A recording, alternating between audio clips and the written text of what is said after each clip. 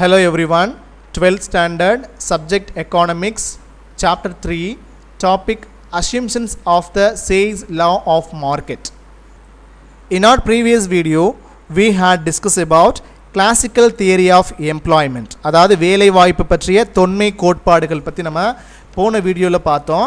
அதே மாதிரி now we are going to discuss about assumptions of the Say's law of market.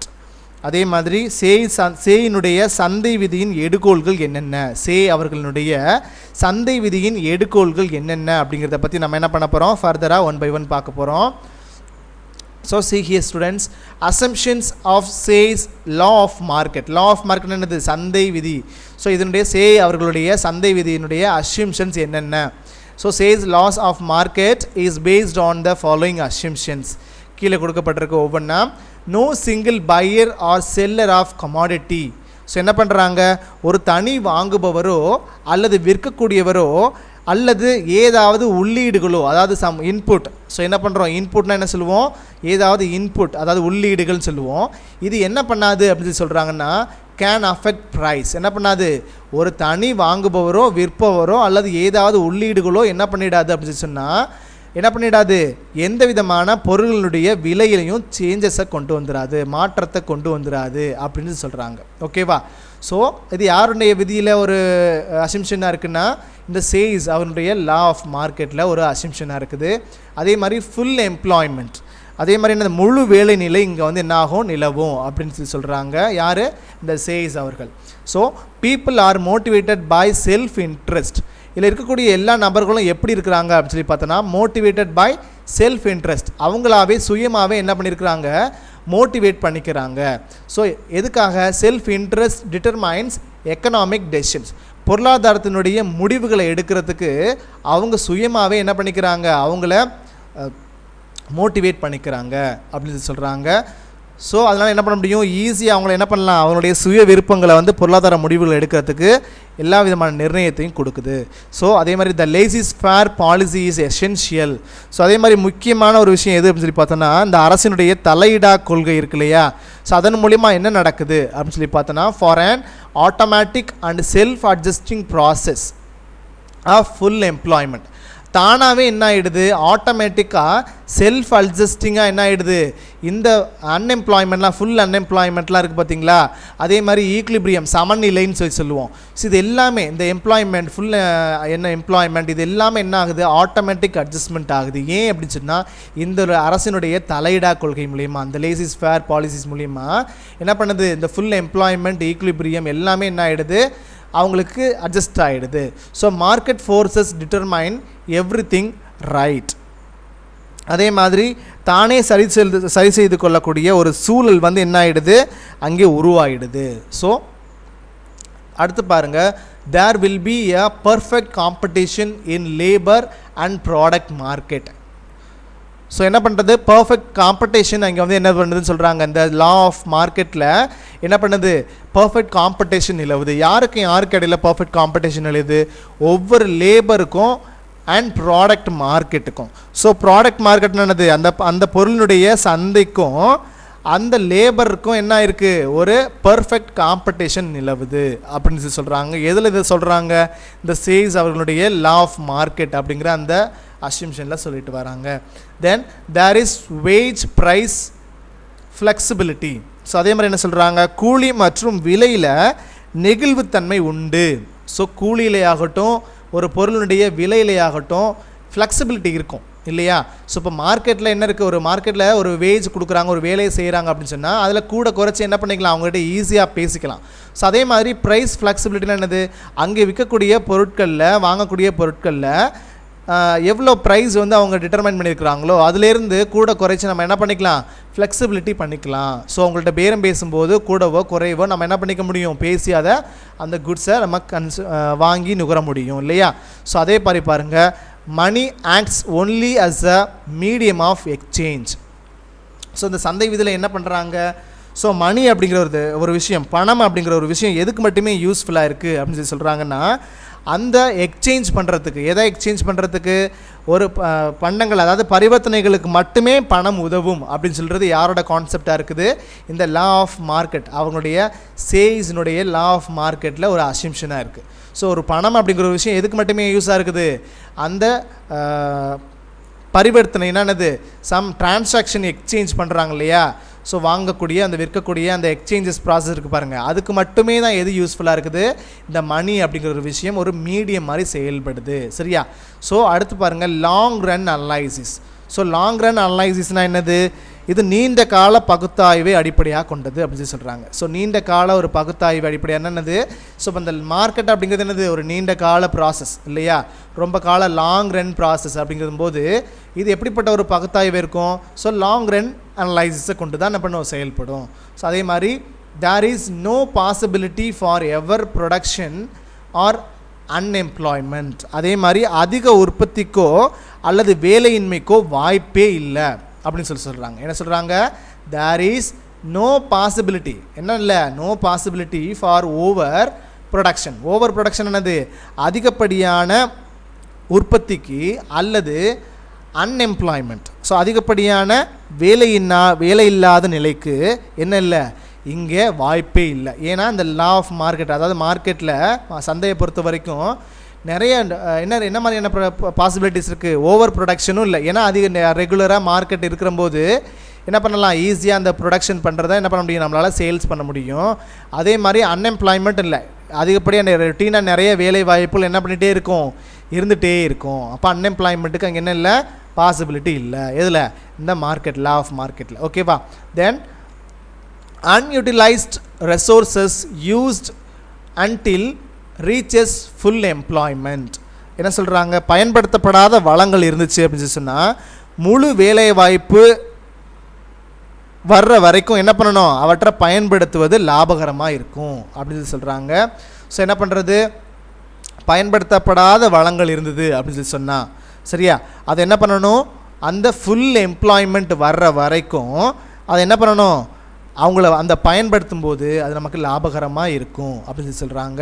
அதே மாதிரி no government intervention automatic price adjustment mechanism operated. அதே மாதிரி விலை கருவின்னு சொல்லுவோம். எதை விலை கருவின்னு சொல்லுவோம், இந்த ப்ரைஸ் அட்ஜஸ்ட்மெண்ட் மெக்கானிசம்ஸ் இருக்கு இல்லையா, ஸோ அதை என்ன சொல்லுவோம், விலை கருவின்னு சொல்லுவோம். இது தானாகவே இயங்கும். தானாகவே இயங்குதுன்னா என்னது, இப்போ ஒரு மார்க்கெட்டை பொறுத்த வரைக்கும் எந்த ஒரு பொருளுக்கும் அரசு எந்த விதத்துலையும் என்ன பண்ண மாட்டாங்க, தலையிட மாட்டாங்க. இவங்களே அந்த மார்க்கெட்டில் என்ன பண்ணுவாங்க, அந்த பொருளுக்கான விலையை நிர்ணயம் செஞ்சு என்ன பண்ணுவாங்க, சேல்ஸ் பையிங் அண்ட் செல்லிங் ஆக்டிவிட்டீஸில் பண்ணுவாங்க இல்லையா. ஸோ அப்போது no government intervention automatic price adjustment mechanism operated. So இந்த சந்தையில் என்ன பண்ணுவாங்க, இந்த சேல்ஸோட லா ஆஃப் மார்க்கெட்டில் பொறுத்த வரைக்கும் என்னவாக இருக்கும், கவர்மெண்ட்டினுடைய இன்டர்வென்ஷன் இருக்காது, தலையீடு இருக்காது. ஸோ அவங்களாவே என்ன பண்ணுவாங்க, அந்த பொருளுடைய விலையில் அட்ஜஸ்ட்மெண்ட்ஸை கொண்டுட்டு வந்து அதை என்ன பண்ணுவாங்க, அந்த பொருளை விற்கவோ வாங்கவோ செய்வாங்க. ஸோ இதெல்லாம் என்னவா இருக்குது அப்படின்னு சொல்லி சொன்னால் இந்த சேல்ஸ் லா ஆஃப் மார்க்கெட்டினுடைய அசம்ஷன்ஸில் ஒன்றா இருக்குது. ஸோ அதே மாதிரி லாஸ்ட் பாயிண்ட் பாருங்கள், அசம்ஷன்ஸில் interest rate flexibility leads is saving investment equality. அதே மாதிரி வட்டி வீத நெகிழ்வுத்தன்மை அப்படின்னு சொல்லி சொல்கிறாங்க. வட்டி வீதத்தில் இருக்கக்கூடிய நெகிழ்வுத்தன்மை கண்டிப்பாக இருக்கும். ஸோ அதே மாதிரி சேமிப்பிற்கும் முதலீட்டிற்கும் சமநிலையை உருவாக்குது.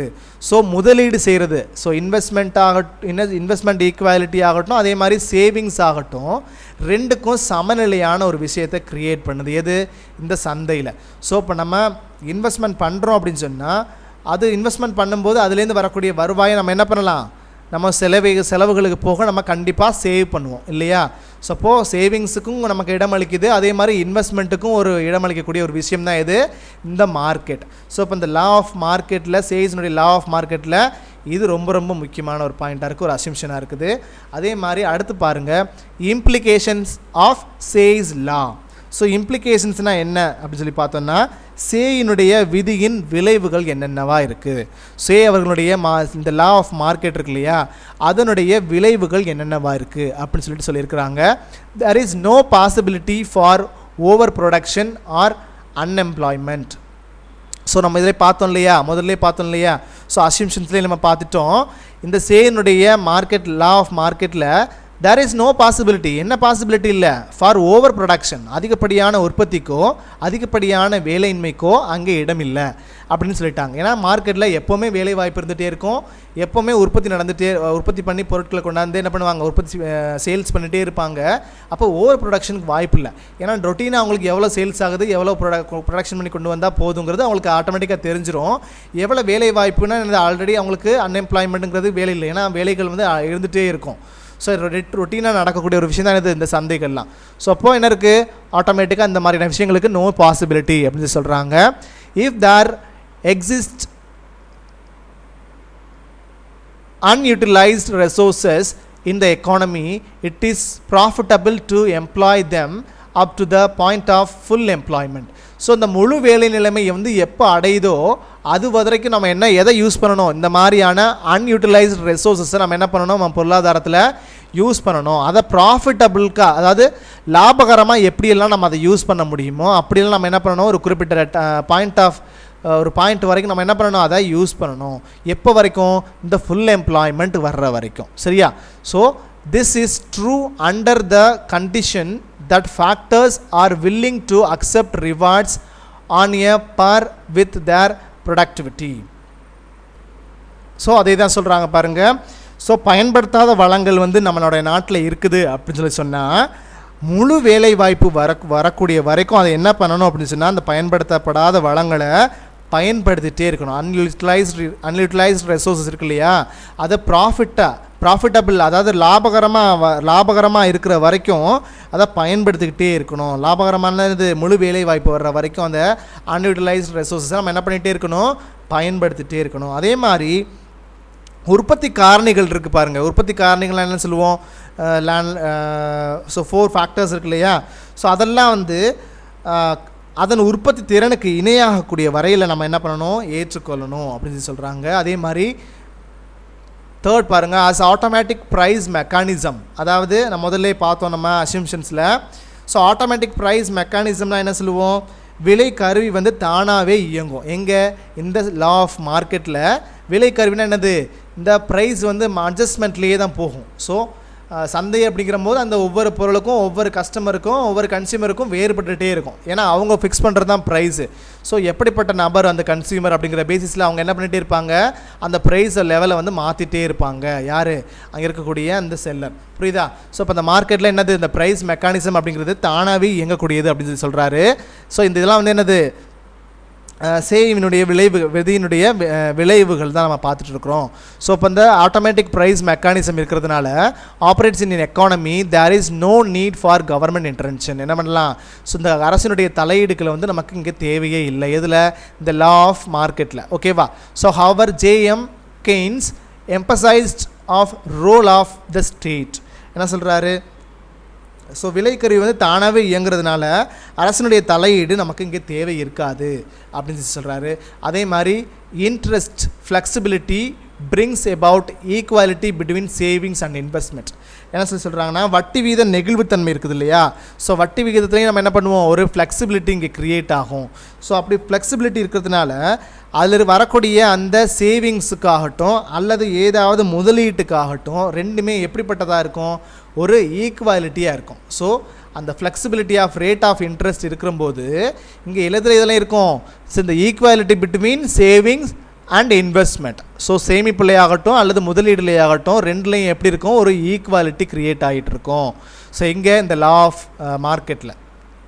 அதே மாதிரி money performs only the medium of exchange. இதெல்லாம் முதல்ல நம்ம பார்த்த பாயிண்ட் தான். ஸோ அதனுடைய விளைவுகளை நம்ம இங்கே பார்க்குறோம். So money performs only the medium of exchange function. So நம்ம பொருட்களை பரிமாறிக்கொள்கிறதுக்கு அந்த நடவடிக்கைக்காக தான் நம்ம என்ன பண்ணுறோம், இந்த மணியை வந்து ஒரு எக்ஸ்சேஞ்ச் ஒரு மீடியமாக தான் நம்ம என்ன பண்ணுறோம், யூஸ் பண்ணுறோம். ஸோ இந்த சேயினுடைய லா ஆஃப் மார்க்கெட்டில் என்ன சொல்கிறாங்கன்னா, மணி வந்து எப்படி பர்ஃபார்ம் பண்ணுது அப்படின்னு சொல்லி சொன்னால் only the medium of exchange function. So ஒரு பரிவர்த்தனைக்கு மட்டுமே என்ன பண்ணுறாங்க, இந்த பணத்தை வந்து செயல்படும் அப்படின்னு சொல்லி சொல்கிறாங்க. அதே மாதிரி பணத்தை வந்து மக்கள் வந்து கையிருப்பாக வச்சிருக்க மாட்டாங்க. ஸோ இந்த சந்தை நடவடிக்கைகளை என்ன பண்ணணும், ஸோ இப்போ நம்ம வந்து ஒரு பொருளை வந்து மொத்தமாக பல்காக பை பண்ணுறோன்னா இந்த சந்தையில் கொண்டு வந்து அதை சேல்ஸ் பண்ணுறதுக்காக லாபகரமாக அதை நம்ம சேல்ஸ் பண்ணணும் அப்படிங்கிறதுக்காக நம்ம என்ன பண்ணுறோம், பல்காக அதை பை பண்ணுறோம். ஸோ அப்படி நம்ம பண்ணும்போது பண்ணிவிட்டு அதை சேல்ஸ் பண்ணுறோம் இல்லையா, சேல்ஸ் பண்ணும்போது அதுலேருந்து ஒரு லாபகரமாக ஏதாவது அமௌண்ட் நமக்கு கிடைக்கும். ஸோ நம்ம அதையும் நம்ம என்ன பண்ணுவோம், எல்லாத்தையும் எடுத்துட மாட்டோம். ஸோ அதுக்கு என்ன பண்ணுவோம், மறுபடியும் நம்ம என்ன பண்ணுவோம், அந்த பணத்தை வந்து ஒரு மீடியமாக செயல்படுத்திகிட்டே இருப்போம். எதுக்கு, பொருளை வாங்குறதுக்கும் விற்கிறதுக்கும் நம்ம அதை என்ன பண்ணிகிட்டே இருப்போம், ரொட்டேஷன் பண்ணுறதுக்கு நம்ம அதை யூஸ் பண்ணிக்கிட்டே இருப்போம் இல்லையா. ஸோ இப்போ பணத்தை வந்து என்ன பண்ண மாட்டாங்க, கையிருப்பாக வச்சுருக்காம அது என்ன பண்ணுவாங்க, அதை ரொட்டேஷனுக்கு செயல்படுத்திகிட்டே இருப்பாங்க. ஸோ அதான் சொல்கிறாங்க. தென் அடுத்து பாருங்கள், criticisms of Say's law. So சேயின் விதி பற்றிய ஒரு திறனாய்வு. ஸோ என்ன சொல்கிறாங்க, கிரிட்டிசிசம் ஆஃப் சேஸ் லா அப்படின்னு சொன்னால் என்னது, ஒரு சேயினுடைய லா ஆஃப் மார்க்கெட்டை பற்றின ஒரு கிரிட்டிசிசம். ஸோ அதனுடைய திறனாய்வு பற்றி நம்ம பார்க்க போகிறோம். So the following R the criticism against chase law. So இந்த சந்தை விதிக்கு எதிரான ஒரு திறனாய்வாக இருக்குது அப்படின்னு சொல்கிறாங்க. என்ன எதிரான விஷயங்கள்லாம் என்னென்ன அப்படிங்கிறத என்ன பண்ணியிருக்காங்க, நமக்கு ஒரு கிரிட்டிசிசமாக கொடுத்துருக்குறாங்க. So according to Keynes, supply does not create its demand. So கெய்ன்ஸினுடைய கருத்துப்படி அளிப்பு என்பது அதற்கான தேவையை உருவாக்காது அப்படின்னு சொல்கிறாங்க. It is not applicable where demand does not increase as much as production increases. என்ன சொல்கிறாங்க, உற்பத்தி அதிகரிக்கும் அளவுக்கு தேவை அதிகரிச்சிருச்சுன்னா, ஸோ உற்பத்தி வந்து எந்த அளவுக்கு அதிகரிக்குதோ அதே அளவுக்கு நம்மளுடைய டிமாண்ட் வந்து இன்க்ரீஸ் ஆகிடுச்சுன்னா இந்த விதி வந்து என்ன பண்ணாது, செயல்படாது அப்படின்னு சொல்கிறாங்க. எது, இந்த லா ஆஃப் மார்க்கெட் அப்படிங்கிறது. புரியுதா. ஸோ இப்போ என்ன சொல்கிறாங்க, நம்மளுடைய ப்ரொடக்ஷன் வந்து அதிகரிக்கிற அளவுக்கு என்ன பண்ணிடணுமா, அதனுடைய டிமாண்ட் இருக்கு இல்லையா, டிமாண்டை அதிகரிச்சிச்சுன்னா இந்த லா ஆஃப் மார்க்கெட்டை வந்து என்ன பண்ணாது, செயல்படாதுன்னு சொல்லிட்டு கெய்ன்ஸ் அவர்கள் என்ன பண்ணுறாங்க, நமக்கு ஒரு கருத்து நமக்கு சொல்கிறாங்க. ஓகேவா. ஸோ கிரிட்டிசைஸ் பண்ணுறாங்க. Then automatic adjustment process will not remove unemployment. அதே மாதிரி பொருளாதாரத்தில் தானாக சரி செய்து கொள்ளக்கூடிய ஒரு அமைப்பு வேலையின்மையை குறைக்காது அப்படின்னு சொல்கிறாங்க. ஸோ தானாக சரி செய்து கொள்ளக்கூடிய அமைப்புனா என்னது, ஸோ ஆட்டோமேட்டிக் அட்ஜஸ்ட்மெண்ட் ப்ராசஸ் அப்படிங்கிற ஒரு விஷயம் will not remove unemployment. So இப்போ என்ன பண்ணிடாதான், ஒரு வேலையின்மையை வந்து அது வந்து குறைக்காது, சரி செய்து கொள்ளக்கூடிய ஒரு அமைப்பு வந்து நாள் இருக்கக்கூடியது என்னது, வேலையின்மையை குறைக்காதுன்னா என்னதுன்னா, வேலையின்மை எப்போவுமே இருந்துகிட்டே இருக்கும். ஸோ ஏன்னா அந்த சந்தை விதியில் அவங்களுடைய பாயிண்ட் ஆஃப் வியூ என்ன சொல்லியிருக்கிறோம், ஸோ வேலையின்மை வந்து என்ன பண்ணிட்டு இருக்காது, எப்போவுமே இருந்துகிட்டே இருக்கிறாது. ஸோ என்னதுக்கு பேலன்ஸ்டாக ஈக்குவலாக போயிடும் அப்படின்னு சொல்லியிருக்கோம். So unemployment can be removed by increase in the rate of investment. So எப்போ தான் வந்து அன்எம்ப்ளாய்மெண்ட் வந்து ரிமூவ் ஆகும் அப்படின்னு சொல்கிறாரு அப்படின்னு பார்த்தோன்னா கெய்ன்ஸ் அவர்கள். ஸோ எப்போ வந்து ரேட் ஆஃப் இன்வெஸ்ட்மெண்ட் வந்து அதிகமாகுதோ, அதாவது நம்மளுடைய முதலீடு வந்து எந்த அளவுக்கு அதிகமாகுதோ அப்போ தான் என்ன ஆகும், இந்த அன்எம்ப்ளாய்மெண்ட் அப்படிங்கிற ஒரு விஷயம் ரிமூவ் ஆகும். சரியா. ஸோ அது எப்போ ரிமூவ் ஆகாதுன்னு சொல்கிறாங்க, இந்த பொருளாதாரத்தில் தானே சரி செய்து கொள்ளக்கூடிய ஒரு அமைப்பு வந்து என்னாகாது, இந்த வேலையின்மையை சரி பண்ணாது. எப்போ ரிமூவ் ஆகும், இந்த ரேட் ஆஃப் இன்வெஸ்ட்மெண்ட் எப்போ வந்து இந்த சந்தையில் அதிகப்படியாக ஆகுதோ அப்போ தான் என்ன ஆகும், இந்த வேலையின்மை நிலை வந்து ரிமூவ் ஆகும் அப்படின்னு சொல்கிறாங்க. Then money is not neutral. So individual hold money for unforeseen contingencies while business man keep cash reserve for future activities. So பணம் அப்படிங்கிறது என்ன சொல்கிறாங்கன்னா, ஒரு நியூட்ரல்னு சொல்கிறாங்க, நாட் நியூட்ரல்னு சொல்கிறாங்க. ஸோ நாட் நியூட்ரல்னால் என்னது, பணம் அப்படிங்கிறது ஒரு நடுநிலையாக இருக்காது அப்படின்னு சொல்கிறாங்க. ஏன் அப்படின்னு சொன்னால், individual hold money for unforeseen contingencies. So என்ன பண்ணுவாங்க, ஒரு தனிநபர் வந்து எதிர்பாராத ஒரு சூழ்நிலைக்கு தேவைப்படக்கூடிய விஷயத்துக்காக என்ன பண்ணியிருப்பாங்க, பணத்தை வந்து என்ன பண்ணுவாங்க, கையிருப்பாக வச்சுருப்பாங்க. அல்லது வியாபாரிகளாக இருந்தாங்கன்னா அவங்க எதிர்கால நடவடிக்கைக்காக, ஸோ ஃப்யூச்சர் ஆக்டிவிட்டீஸ்க்காக என்ன பண்ணுவாங்க, அந்த மணியை ஒரு கையிருப்பாக வச்சுருப்பாங்க. பட் இப்போ ஒரு பிஸ்னஸ் மேன் இருக்கிறாரு அப்படின்னு சொன்னால் எப்படி எதுக்காக வச்சுருப்பாங்க, அவங்களுடைய ஒரு ஃப்யூச்சர் ஆக்டிவிட்டீஸ்க்காக என்ன பண்ணுவாங்க, இந்த கேஷ் ரிசர்வ்ஸாக வச்சுருப்பாங்க. அதுவே ஒரு தனிப்பட்ட நபராக இருந்தாருன்னா அவர் என்ன பண்ணுவார், அவருடைய எதிர்பாராத சூழ்நிலைகளை சமாளிக்கிறதுக்காக என்ன பண்ணியிருப்பாங்க, அதாவது அன்ஃபார்சீன் கண்டிஜென்சிஸ்க்காக என்ன பண்ணியிருப்பாங்க, அந்த மணியை கேஷ் ரிசர்வ்ஸாக வச்சுருப்பாங்க. ஓகேவா. So A Say's law is based on the proposition that supply creates its own demand and there is no overproduction. Keynes said that overproduction is possible. So say அவர்களுடைய லா படி பார்த்தோம் அப்படின்னு சொன்னால் சப்ளை வந்து எதை க்ரியேட் பண்ணுது அப்படின்னு சொல்லி பார்த்தோன்னா ஓன் டிமாண்டை தானே க்ரியேட் பண்ணிக்கிறது அப்படின்னு சொல்கிறது தான் யாரோட விதியாக இருக்குது, இந்த சே அவர்களுடைய லா ஆஃப் மார்க்கெட்டாக இருக்குது. மார்க்கெட் சந்தை விதியினுடைய ஒரு விஷயமா இருக்குது இல்லையா. So chase law is based on the proposition and that supply creates is own demand. So supply அப்படிங்கிறது என்ன பண்ணுமா, சொந்த தேவையையும் க்ரியேட் பண்ணிக்கிறோம் அப்படிங்கிறது தான் சொல்கிறாங்க. And there is no over production. அங்கே என்ன பண்ணாது, ஓவர் ப்ரொடக்ஷனுக்கு வாய்ப்பு இல்லை அப்படிங்கிறது யாரோட விதியை, யாரோட ஒரு இதாக இருக்குதுன்னா லாவாக இருக்குன்னா அந்த சே அவர்களுடைய லாவாக இருக்குது. அதுவே கெய்ன்ஸ் என்ன சொல்கிறாருன்னா, அவர் என்ன செட் பண்ணுறாரு, set that over production is possible. So இந்த லா ஆஃப் மார்க்கெட்டில் என்ன இருக்குது, ஓவர் ப்ரொடக்ஷன் இஸ் பாசிபிள்னு சொல்கிறாரு. அதிகப்படியான உற்பத்திக்கு இங்கே நிறைய வாய்ப்புகள் இருக்குது அப்படின்னு சொல்லி யார் சொல்கிறாங்க, கெய்ன்ஸ் அவர்கள் கிரிட்டிசிசமாக இருக்குது.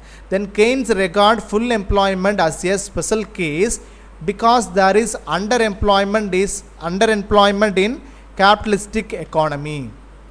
ஸோ கெய்ன்ஸ் அவர்கள் வந்து என்ன சொல்கிறாரு அப்படின்னு சொல்லி சொன்னால், இந்த சேஸ் அவர்களுடைய லா ஆஃப் மார்க்கெட் பற்றி, ஸோ முதலாளித்துவ நாடுகள், அதாவது இந்த கேபிட்டலிஸ்டிக் எக்கானமியை கொண்ட அந்த பர்டிகுலர் கண்ட்ரீஸில் என்ன பண்ணுறாங்க அப்படின்னு சொல்லி சொன்னால் குறைவான வேலை வாய்ப்பு தான் இருக்குது. ஸோ அண்டர் எம்ப்ளாய்மெண்ட் தான் இருக்குது. ஸோ அண்டர் எம்ப்ளாய்மெண்ட் என்னது, குறைவான வேலை வாய்ப்பு. ஸோ இப்போ இந்த முதலாளித்துவ நாடுகளில் வந்து ரொம்ப குறைவான வேலை வாய்ப்புகள் நிலவுறதுனால என்ன பண்ணுறாங்க, முழு வேலை வாய்ப்புக்கு, அதாவது ஃபுல் எம்ப்ளாய்மெண்ட் அப்படிங்கிற ஒரு விஷயத்துக்கு என்ன பண்ண முடியாது, வாய்ப்பு சாத்தியங்கள் இல்லை அப்படின்னு சொல்லி யார் சொல்கிறாங்க, கெய்ன்ஸ் அவர்கள் சொல்கிறாங்க. ஓகேவா. ஸோ இப்போ இந்த கேபிட்டலிஸ்டிக் எக்கானமியில் வந்து என்ன பண்ணுறாங்க, குறைவான வேலை வாய்ப்புகள் தான் இருக்குது.